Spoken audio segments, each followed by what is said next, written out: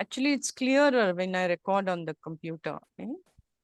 Then I'll remove the hiding floating meeting controls. Yes, now I'm good. So let's do our prayers, etc.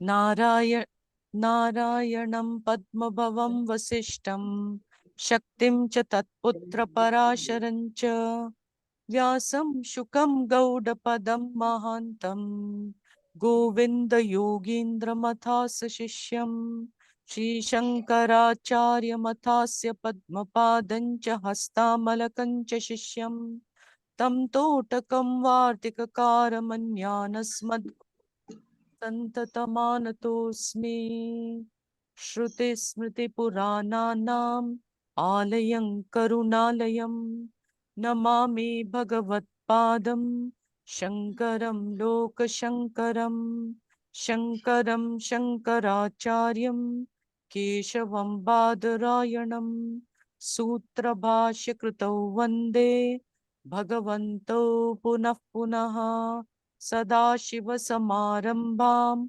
Shankaracharya-madhyamam Asmadacharya-paryantam Vande Guru-paramparam Ishvaro Gururatmeti Murti-bheda-vibhagine Vyoma-vadyapta-dehaya Dakshina-murtaye namaha Om Dayanandeshwaraya Namaha. Om Shanti Shanti Shanti. Now we are doing these verses. Amanitvam Adambitvam. You want it bigger? Okay. No. Try. Ooh. Amanitvam Adambitvam. Ahimsa Kshantirarjavam.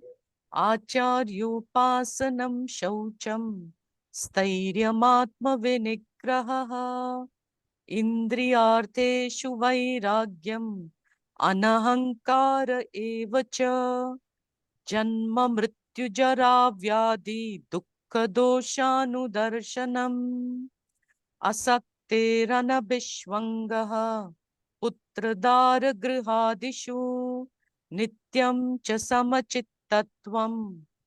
Ishtanishtopapatishu Mai Chananya Yogena Bhaktiravyabicharini Vivikta Desha Sevitvam Aratir Jana Samsadi Adhyatma Jnana Nityatvam Tattva Jnanartha Darshanam Etat Jnanamiti Proktam. All these are considered as Jnanam, all these values.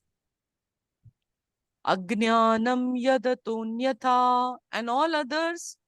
Bhagavan says, other than this, anything else that you have, values, attitudes and all, it's all. I'm just trying to see how to get out of this. Okay. Yeah. Okay. So, last time, we were looking at Atma Vinigraha. Okay. Atma Vinigraha means self-mastery. Becoming the master of your own instrument of this body, mind, sense complex. Note, I said instrument. Okay. So before using this body, mind instrument, naturally I have to make sure that it is healthy. The instrument is healthy and the instrument is under my control too, right? So last time we took the example of Katho Upanishad. And in the example, what was there? The horse, we had a chariot which is drawn by horses, which is driven by a charioteer, and the owner is sitting in the chariot. Okay? And the chariot is drawn by horses, and there are reins which the charioteer is using to control those horses. So we saw last time that to reach the destination, the driver has to be skilled at what? At reining in the horses. Dung, dung, dung, dung, dung, the horse is going. So he has to be able to rein in the horses and he has to steer the chariot in the right direction. And there the example is the horses, okay, are like sense, or the chariot, of course, is the body. The horses are the sense organs. The reins are the mind. The charioteer is the intellect. And of course, the one who is sitting in the chariot is the owner, the jiva. Okay. So this intellect, the charioteer, the one who is driving this chariot, should be a very informed one, capable of reining in those senses and keeping, keeping one on the path that is going to eventually reach the destination. The point is to reach the destination.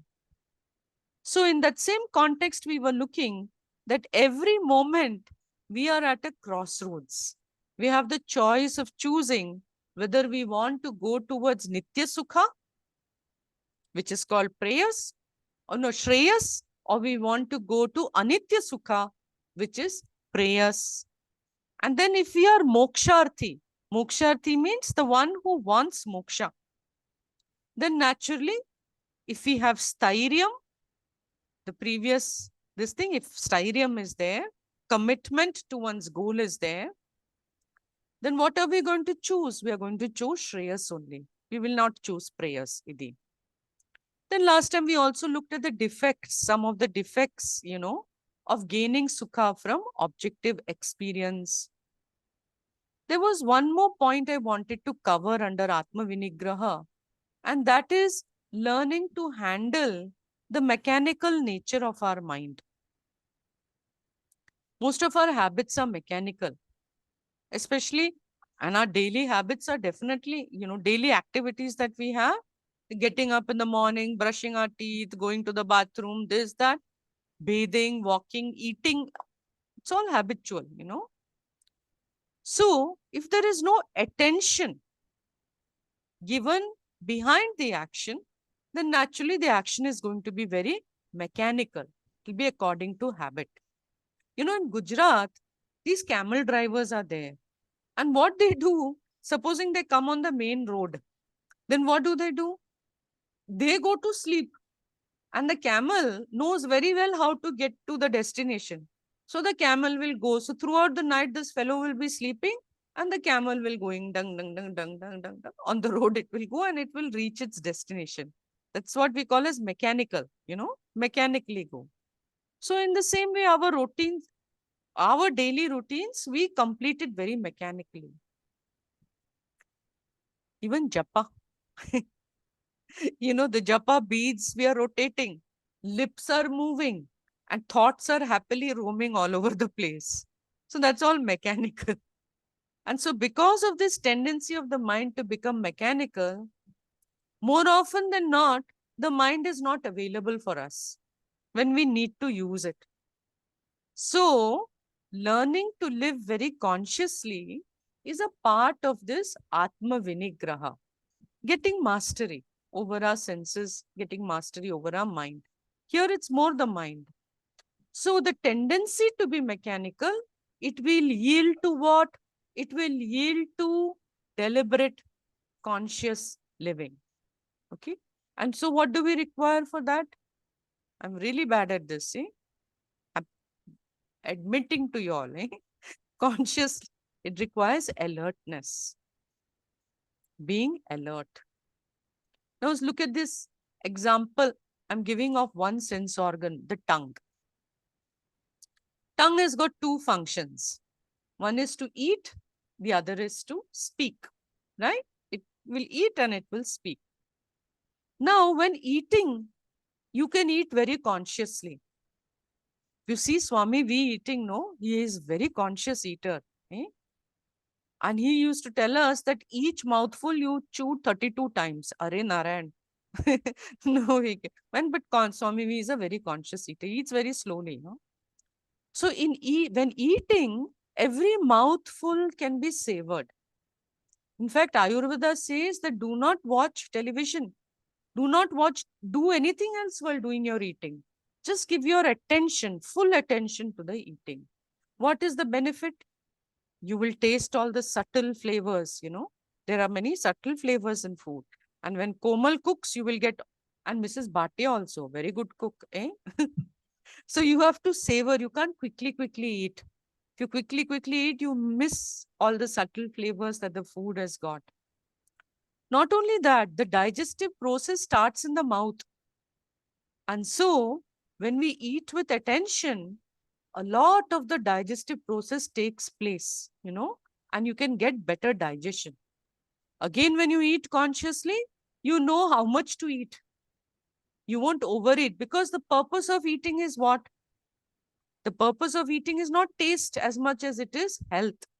And so we eat consciously, okay.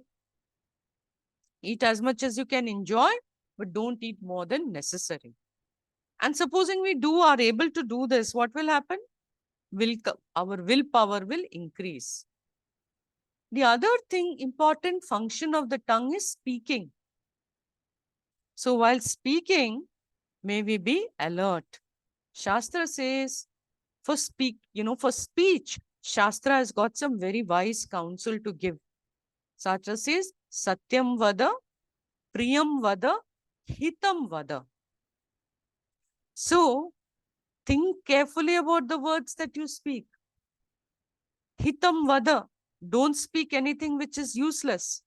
Speak if it is useful for the other person, if it's going to be beneficial to the other person or persons, then you speak. And what you speak, let it be in accordance with the truth. Satyam vada iti. Make sure that the words that you speak are not bitter. Priyam vada. May they be useful to the other person. And if it's not necessary, don't speak. Chup raho. Iti. It's not. Today I was watching a lovely video of some nuns who are doing singing. In their monastery, they stay in silence. Whatever karma they have to do, they do it as service to Lord. And they do it in silence. They've zipped their lips. And the only time they open their mouth is to sing in praise of the Lord. I said, wow, yeah, these are the real sannyasis. Pakka, They open their mouth, it is to sing and chant. No? Very beautiful, actually. Very, very beautiful. No? So here, don't speak if it is not necessary. If it is not true, then also don't speak. And whatever you say, let it be sweet. Don't let their feelings get hurt. If you have to say something which is a little kadwa, then say it in a way that you minimize their hurt feelings. Iti. So beautiful, no? So this is called as Vak Tapas. It's a tapas because so much of care has to be exercised. You have to think carefully before we speak. And certainly, if nothing else, Vak Tapas is good for relationships. Are yaar, kaise achhe relationship honge? If we could speak like this, na, it would be great. So when we begin to live consciously with one sense organ, say we start with our tongue, then slowly, we can be more conscious with reference to all the others. So much for Atma Vinigraha, and we can look at the value. The 4 questions. Okay. Oh, I'll have to escape this. Okay. And as soon as I say escape, it comes out. Very interesting. Because if I have to write it, then okay. Okay. You all, let me hide this. Okay. So that I can see all of you all. Arey yaar, chale jao. Okay. What will you gain by following this Atma Vinigraha? Conscious living. Productivity. Boost willpower. Okay, go slowly. Let me write.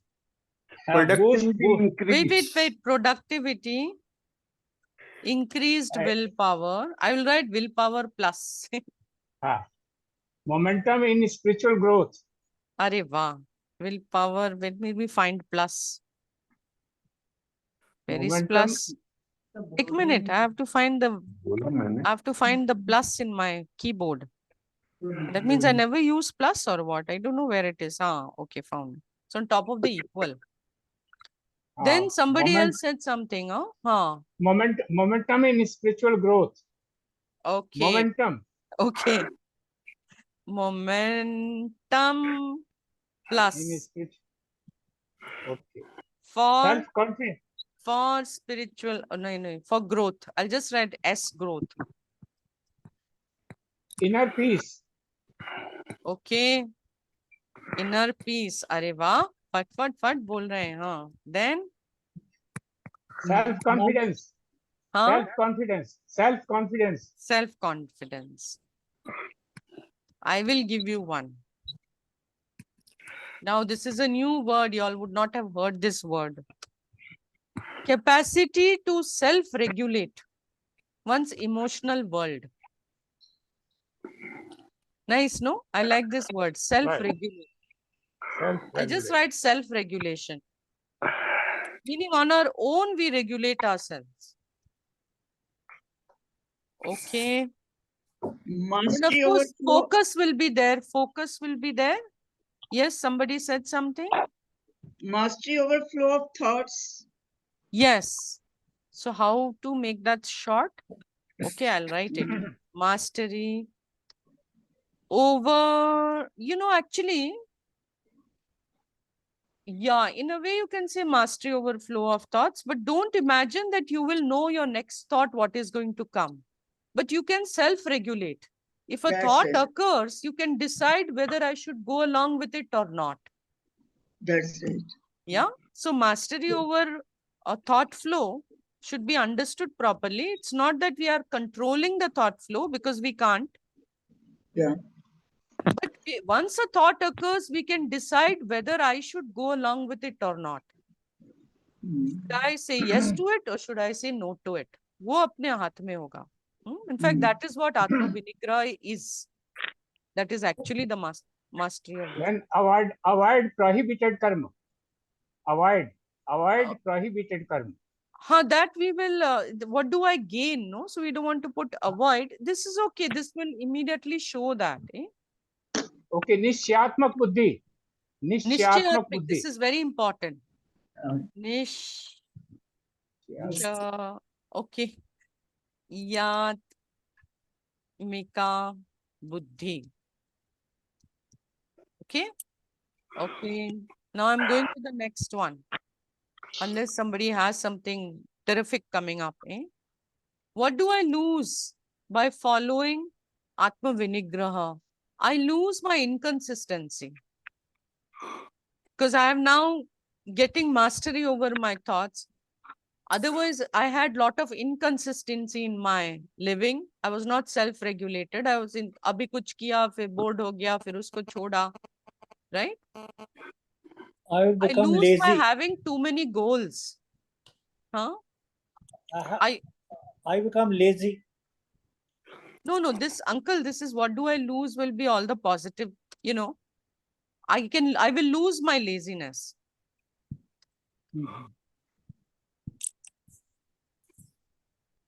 Okay. Then I lose having too many goals.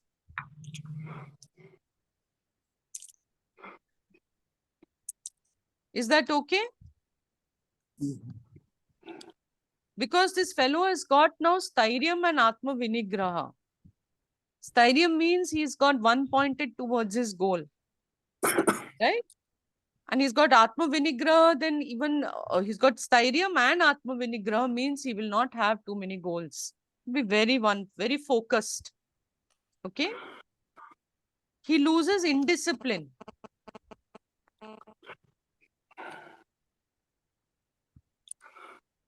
Anybody else? I lose man ki chanchalta. That's what, restlessness. Okay. So I should write the word lose. Now, otherwise it can be confusing for people. Yeah. Lose indiscipline, lose restlessness. And lose false pride. Lose false pride. Wait. I lose false pride. False pride. False pride. Okay.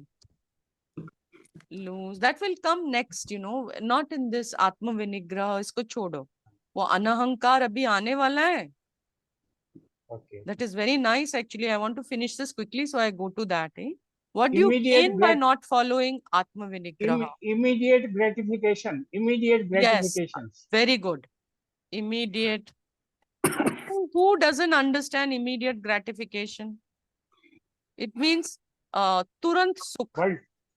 Worldly pleasure. Worldly pleasure. No, not necessarily. Immediate gratification is giving up the long-term happiness for short-term happiness. So it is actually immediate gratification means short-term happiness. Turant. Sure. I'm supposed to study, but instead of studying, I watch TV. But that is immediate gratification. Yeah, you get immediate gratification. Okay. So by not following Atma Grinya, I will gain a scattered mind. Correct? Now I'm going fat. So many goals. Too many goals, kind. So not mince mind.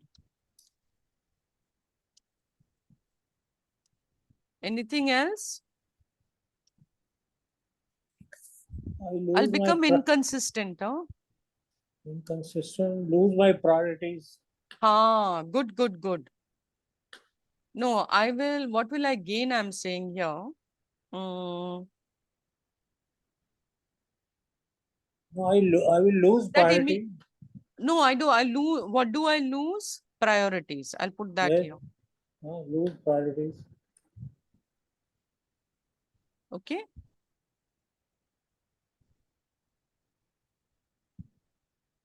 Yes, this is very good, uncle. Lose priorities. Extremely good.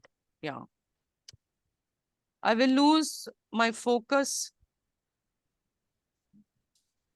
I will lose self-regulation.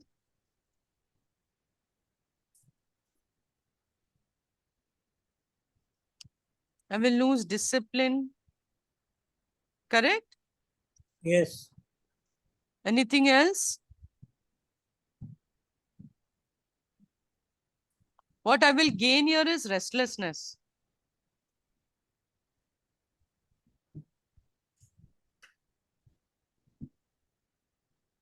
Okay.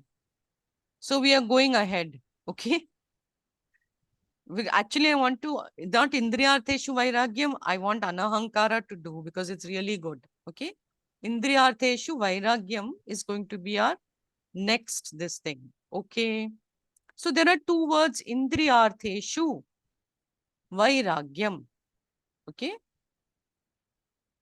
Indriyartheshu means the objects of the Indriyas. Towards them, I have Vairagyam. In other words, it is talking about mastery over your sense organs.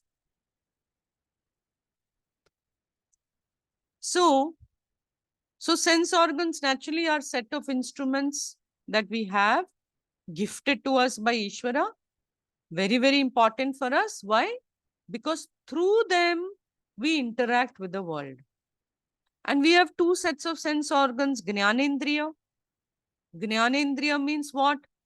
All this, eyes, nose, okay? Through which we are receiving information from the world. And therefore, they are the entrance gate from which the world enters us, the Jnanendriya. Okay. And then we have the Karmendriya, through which we express ourselves and respond to the external world. They are the exit gates, right? So these sense organs are very important for our interaction with the world. And all our spiritual sadhanas also require these sense organs. So what Indriyartheshu Vairagyam is telling us is, don't be a slave to your sense organs. Avoidance of slavery to sense organs is called Indriya Nigraha. And if you remember your Tattva Bodha, what is Indriya Nigraha? Dhamma. Yeah?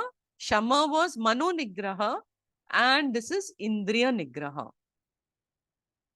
And we saw, actually I've covered this quite a bit under Atma Vinigraha. So what does Indriya Nigraha require from us? It requires alertness on our part. Because when the sense organs contact their respective sense objects, it has a potential for creating raga dvesha in us. Binding raga dvesha. We have 5 sense organs, 5 corresponding sense objects will be what? Shabda, Sparsha, Rupa, Rasa, Gandha. I am not now saying what is Shabda, what is Sparsha, what is Rupa, Rasa and Gandha. Yeah, all of you are Tattva Bodha, 2 times done. Therefore, I assume that you know Shabda, Sparsha, Rupa, Rasa, Gandha. Eh? So what happens is we are prone to develop attachment to any of these sense objects. We have sense organs, they have their corresponding sense objects, and we are prone to develop some kind of attachment to those sense objects. Gulab jamun achhi lagi, to fir bolegi, nahi, I must have gulab jamun only. Iti. So like that, you know, we develop attachment. Particular music, particular food, particular, everything is particular. If you see a program on TV, for a few days, you saw it, you liked it, very nice, it's wonderful. And then gradually, then your eyes and your mind will demand that you want to see that program again. That's okay. But then it should be for us to decide whether we want to fulfill that demand or not. Okay? So one Swamiji is very sweet. He says it's like bringing up a child. Supposing you give one chocolate to one child on one day. एक दिन पे उसको chocolate दे दिया. Then the child liked the chocolate, got the taste of chocolate. Next day the child will say, मुझे chocolate चाहिए. So you gave the chocolate again to the child. So child liked it very much. Then again you give the chocolate to the child. Child liked it.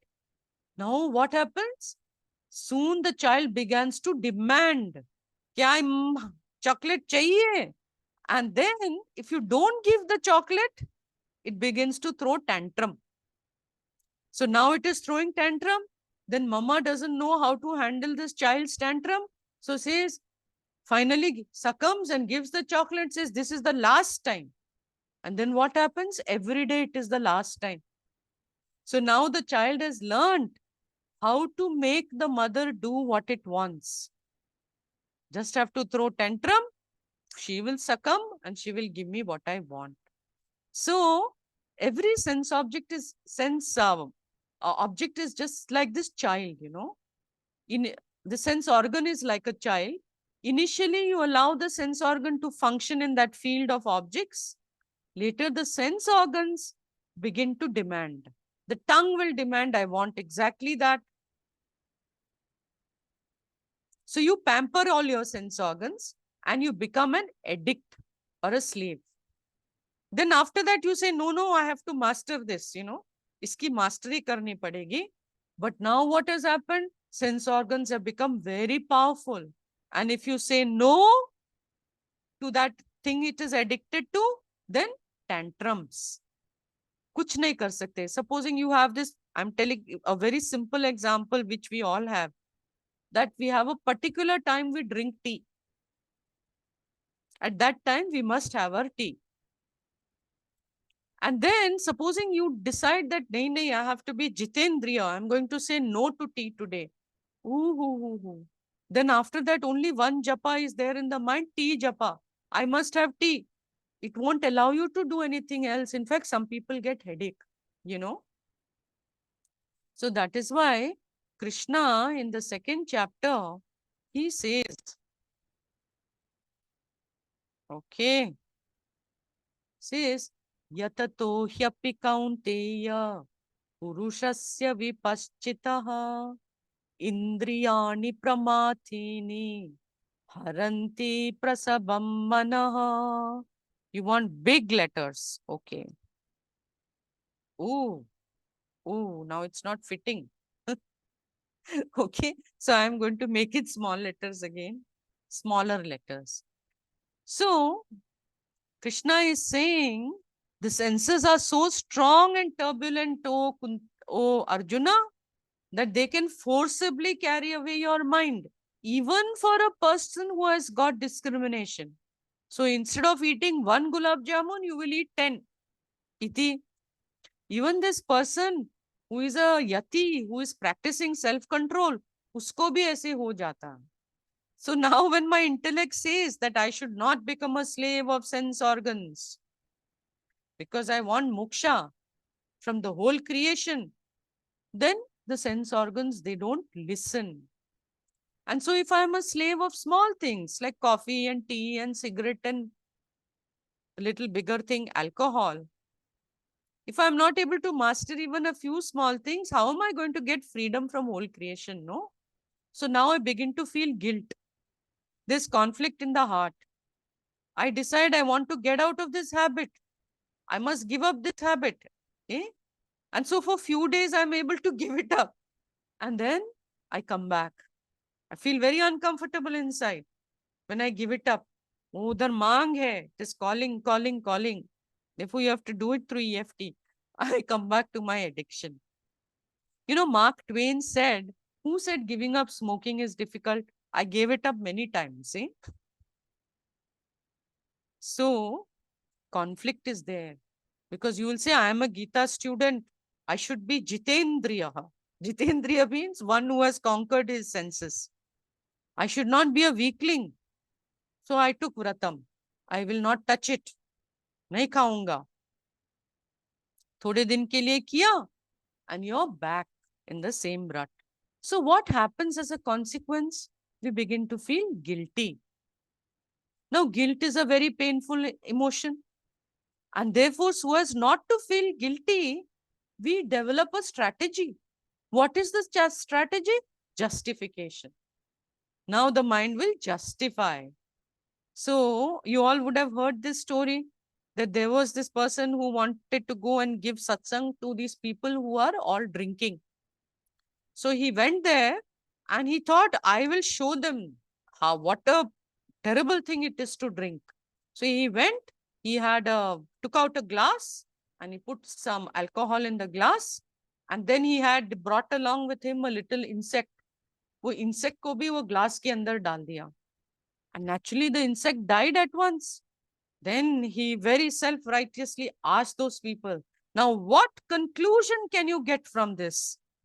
And these are all one bunch of bevadas sitting over there, you know. They're all people who drink like anything.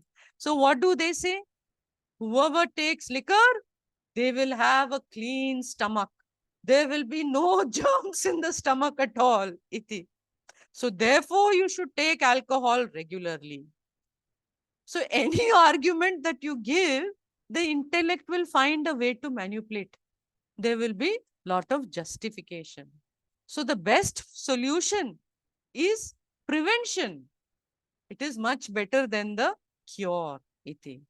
Therefore, alertness is required so that we don't get into addictions towards anything. We must have our freedom, you know, the freedom to say no.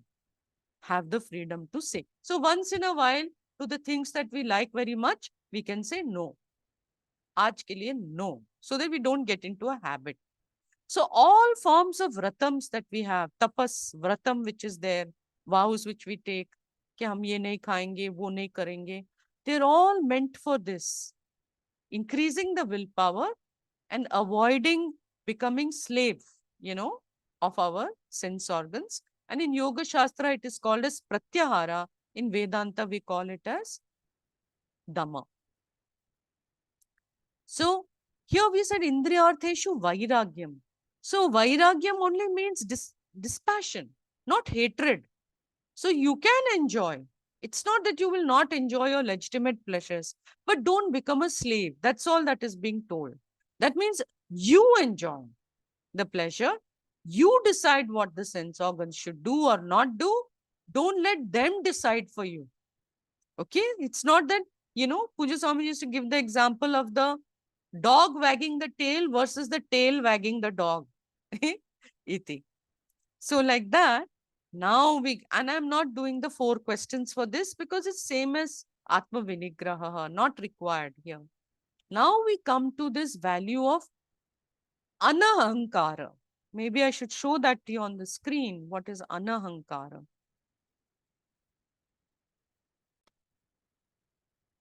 Anahankara. Okay? Absence of self-conceit. Self-conceit. I looked up the Hindi word for it. They are saying ant. Is that correct? Ant. Ant hona. All forms of self-conceit. Ant. Another word they gave was ghamand. Now, where is this born from? What is the source? The source is identification with the body-mind ahankara. Source is actually ignorance. But because of ignorance, there is identification with the body-mind. Okay? And yeah, without taking the sense of ant, I can also, before the ant comes, ahankara means the sense of individuality, which comes from identification with this upadhi. The person doesn't take it as upadhi, he takes it as me, with this upadhi of body mind. So when I'm identified with the body, I will say I'm a man, I'm a woman. Identified with the mind, I will say I'm happy, I'm sad. Identified with the intellect, I'm successful, I'm a failure, right? I'm great, I'm helpless. Now, that is simple ahankara without the connotation of ant in it. What happens when we take the upadhi to be I? Naturally, I feel limited because upadhi is limited. But what is the real meaning of I? The real meaning of I is Atma. And what is Atma? Satchidananda. What is Satchidananda? Nirguna. That which doesn't have any speciality in it, Nirguna iti. And it is Nirakara. It is Sarvavyapi. It is free of all vrittis. It is even free of I am Sukhi, I am Dukhi, free of everything. And what happens through identification? What Atma is all-pervading, the all-pervading Atma is made limited as though. So what is one self alone appears to become divided through countless imaginations of what the self is. And differences are created in what is one alone. So Shastra gives us an example. Says that just as a blazing fire seems to get divided into many sparks, similarly, that one self also appears to be divided into innumerable living beings. But if you really analyze the spark, it is nothing but fire. Heat and light, which are properties of fire, they are also properties of spark. That spark is nothing but fire only. In the same way, the swarupa of the jiva, the real nature of the jiva, the swarupa of the jiva, the individual, is the same as the swarupa of Ishvara. Ishvara is consciousness and the jiva is also consciousness. And consciousness can never be divided into pieces because there is no other thing to divide it. Iti. And yet, this sarvavyapi consciousness, this universal consciousness, becoming identified with a single upadhi, seems to become a jiva and seems to get divided into many. Then what happens? One jiva, because of identification with one upadhi, considers himself different from all other jivas. And this identification now creates a sense of limitation, of being apurna, and this jivatvam or sense of being an individual. But what is it? The sense of being an individual? It's only a concept, a thought, an imagination. It's not the reality. But until there is self-knowledge, it appears to be very true, for the person. So till there is self-knowledge, we keep on feeling apurna, limited. And we continuously struggle to remove that sense of apurnata. And that wanting to remove that apurnata, all of it, we don't know how to do it. And it is confined to the upadhi. So we try to create some speciality in the upadhi, some uniqueness in the upadhi. At physical level, we'll try to improve our beauty and our strength. No? And at level of emotion, we'll try to excel in creative arts, music and dance and whatnot. Okay. At the level of intellect, we want to improve our scholarship. At level of ego, we want respect, we want power, we want prestige. So that we can feel that I am something. I am right. I am right. I am something. All at Upadhi level. All of this is because we are not able to accept ourselves. We are constantly rejecting ourselves because of our shortcomings at Upadhi level. And then there is constant struggle where? Within us. And therefore there is conflict. And to avoid this, we don't like feeling this apurnata and this. We attempt constantly to become somebody greater. I have to become something more. Right? So this is the human struggle. But tell me, the human struggle is we don't accept ourselves. We don't accept this poor Upadhi. But tell me now, I am acceptable. I am okay. What is the basis or criteria to decide this? If I am going to feel that I am ahead in comparison to other people, then it is true, the feeling of inferiority as well as the inner conflict, it goes away. But it goes away momentarily. But it does go away. And that's why we try so hard to establish that we are ahead of others. We boast about our qualities. We boast about our achievements. We spend so much time dwelling upon our achievements and our, very special qualities in comparison to others.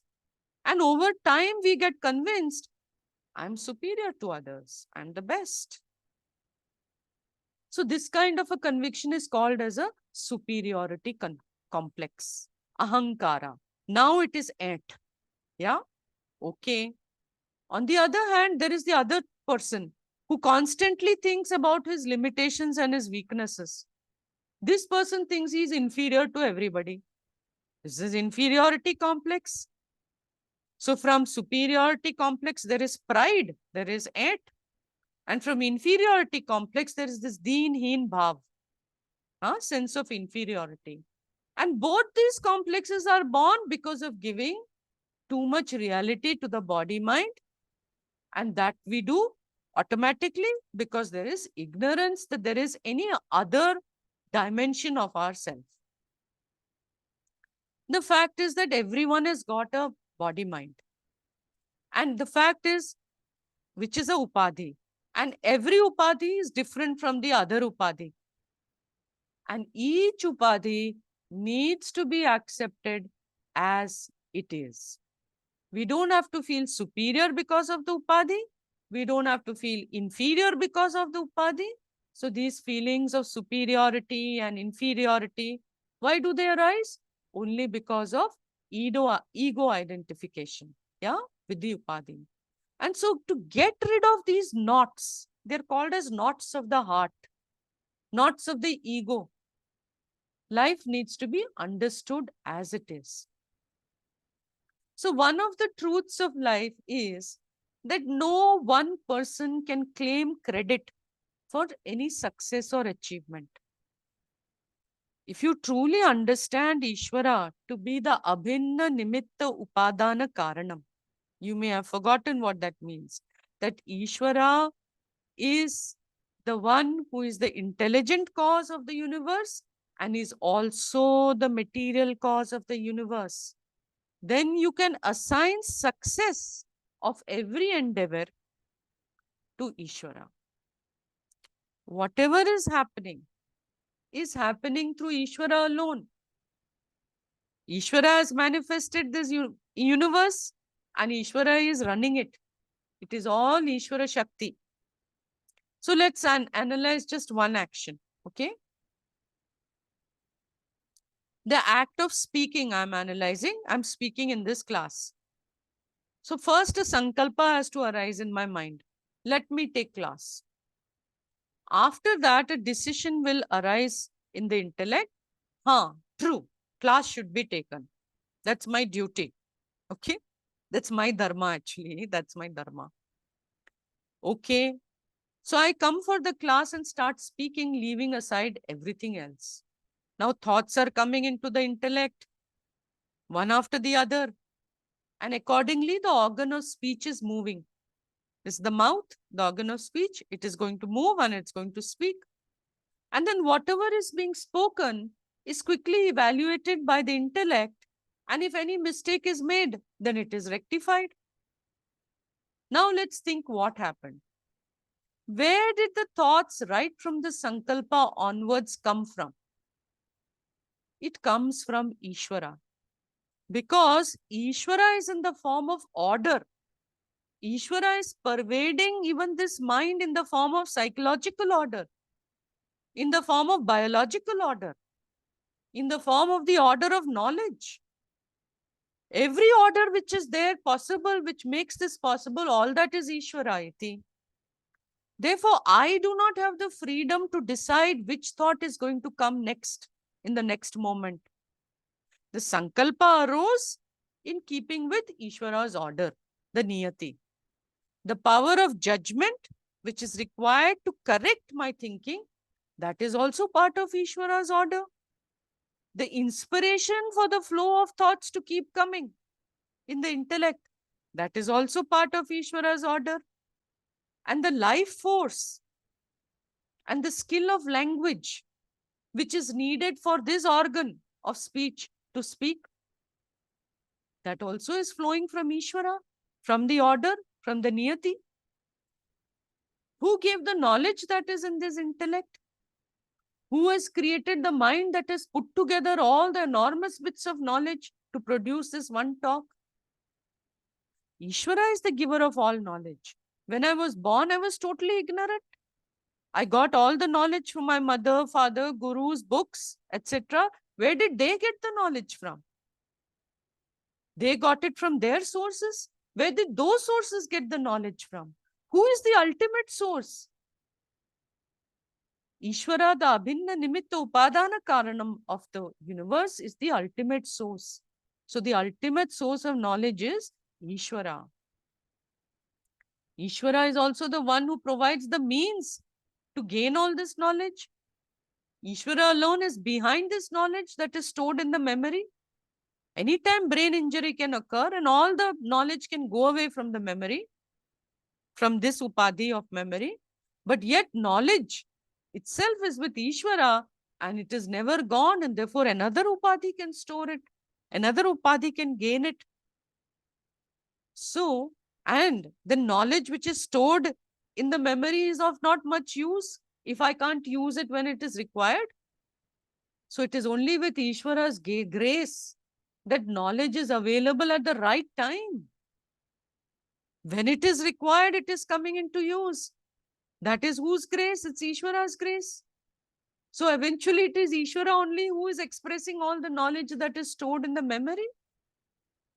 Again, any endeavor that we do, it can be successful only if obstacles don't arise. So Ishvara alone is the one who is manifesting all the circumstances that are free of all obstacles. Because the truth is the circumstances are not in our control. Ishvara is the karma phala data. He is in the form of every circumstance that is here. So if there is an obstacle-free circumstance that is here, that is nothing but Ishvara alone. It's not up to us to decide that this is going to happen, this will not happen, this will happen. No. All these arrangements are in Ishvara's order alone. So the sankalpa for the class is made. The thoughts are gathered together on how it is to be presented. Zoom link is sent out. You are all informed. Whoever comes for the class, it is all Ishvara. Now, supposing I don't see Ishvara's role in all this, then what is my role? Let's analyze. In the action of speaking that we took up, did I create the mind? Did I create the intellect? Did I create the eyes? Did I create the hands? Because sometimes using the hands also, eyes are being used to look at you. Did I create the organ of speech? Did I create the knowledge? Did I create this computer, which is a medium for this satsang to take place? Did I create the mic? Did I create you all? No. All this has been given to me. And I've also been given the opportunity to speak. So the determination, the sankalpa, the memory, the inspiration that was required for this talk, none of that was my making. This is happening according to some plan. Maybe you can say plan in the mind and intellect, but the mind and intellect has been given to me. I didn't create it. So in any endeavor, how much is the contribution of any person in order to do anything successfully? At the most, I can say I'm instrumental in doing this work. So if I have faith in Ishvara, then I can say that Ishvara has made me an instrument for doing this work. He is doing the work through this upadhi. Then what is there for me to be proud of in this? Nothing. If anyone is to get credit, only the one who has made all this and the one who has made all the arrangements, that one should get the credit. So, if we analyze any endeavor, small or large, we find that the credit cannot be given to any one person or any group of people, because to do even the smallest task, innumerable factors are required. Innumerable forces have to come into play. Forces which were not created by any individual or groups of individuals. And so many forces are at work, which is not in any one person's control or any one group's control. So the most important thing here is the universe is doing all the work, and the meaning of the universe is Ishvara. If we are able to think like this, then what happens? We become humble.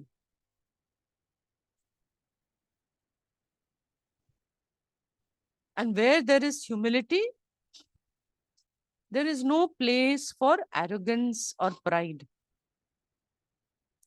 Now, supposing we think a little further, then there is a feeling of gratitude arising that Ishvara has been so kind that he has made me an instrument for his work. So, in the Bhagavad-Gita, very important, okay? Let's look at the Bhagavad-Gita. Yes. Shri Bhagavan, Krishna says to Arjuna, Kalosmi lokakshayakrit pravriddha lokan samahartumiha pravrittaha rittepi tvam na bhavishyanti sarve ye vastita pratyanikeshu yodhaha. So Krishna points out, hey Arjuna, I am the mighty time.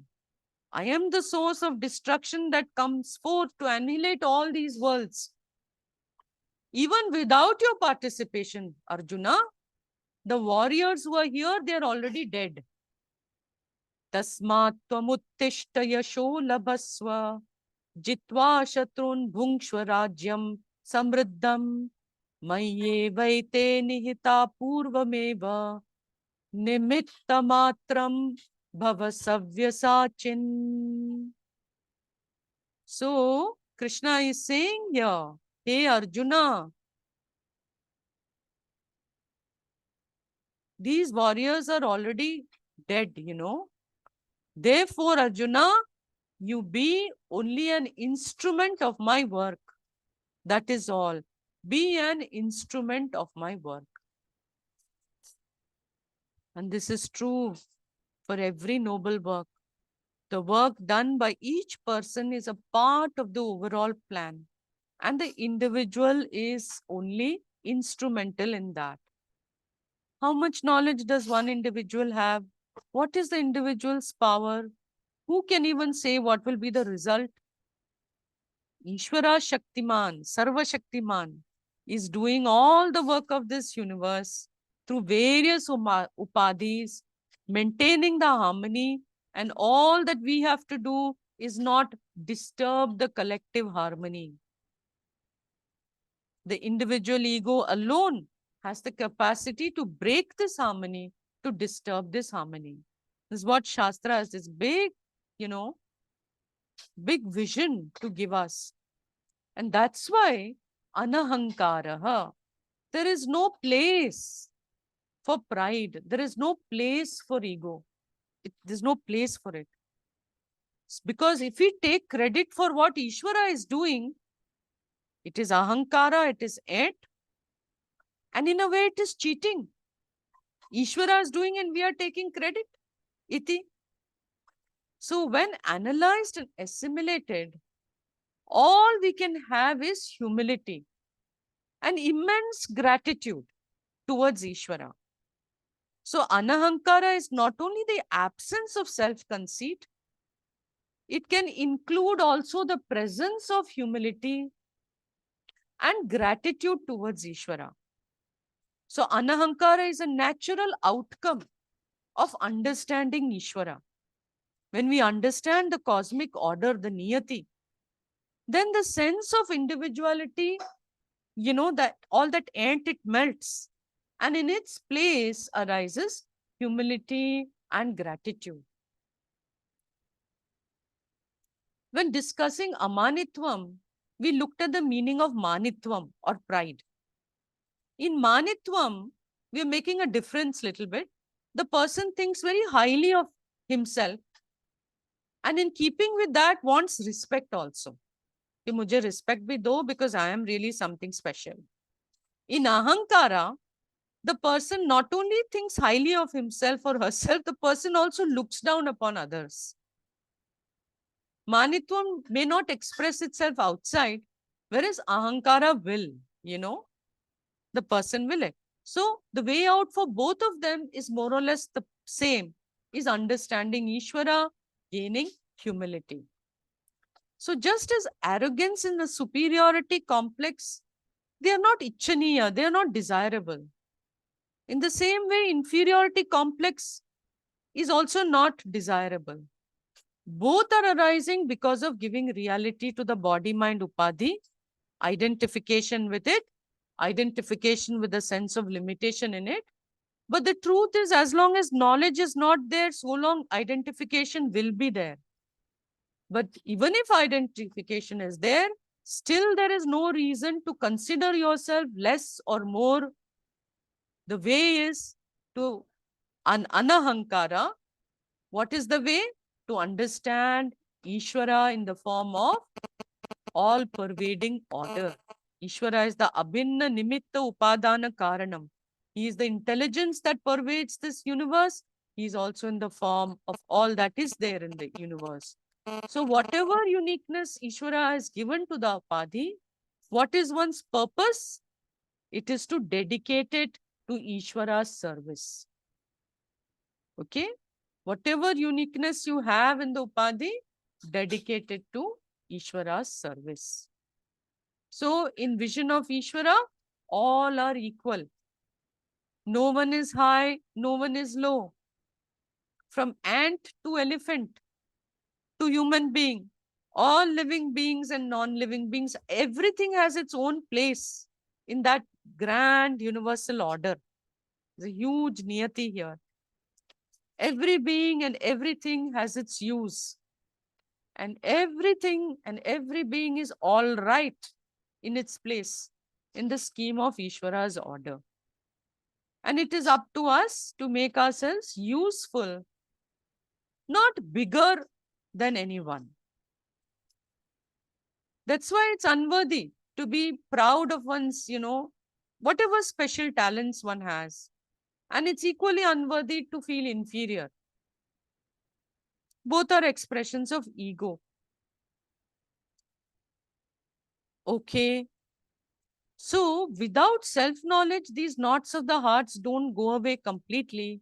Yet, one can free oneself with proper understanding of Ishvara's order, understand Ishvara, who is Ishvara, assimilate the presence of Ishvara in one's life, iti. And then as the heart becomes free from these knots, you will become very simple and peaceful and content and mature. Okay? So as one lets go the destructive habit of taking total credit for personal success or total blame for personal failure, then one becomes objective. One will see the world as it is. Able to accept that every circumstance is an opportunity. These are all big, big things, you know, opportunity to learn something, to do something. Yeah, it's an opportunity. So with that, we will stop because we are at 6 o'clock. We have 15 minutes, but what do we gain from Anahankara? What do we lose? Those questions we can do next time. Because it's a lot to it. Okay. Om Purnamadav Purnamidam Purnat Purnamudachyate Purnasya Purnamadaya Purnamevavashishyate. Om Shanti Shanti Shanti. Harihi Om Shri Gurubhyo Namaha. Harihi Om. We will meet for the prayer meeting at 6:30. Yeah? No, you will do the prayer meeting, right, Komal? Thank you so much. Because I have a class with Raju. I had to shift Raju's all classes. Then this was the only day left. So I'm doing a class with her at 7:30 and an EFT at 9. Huh? Okay. Om.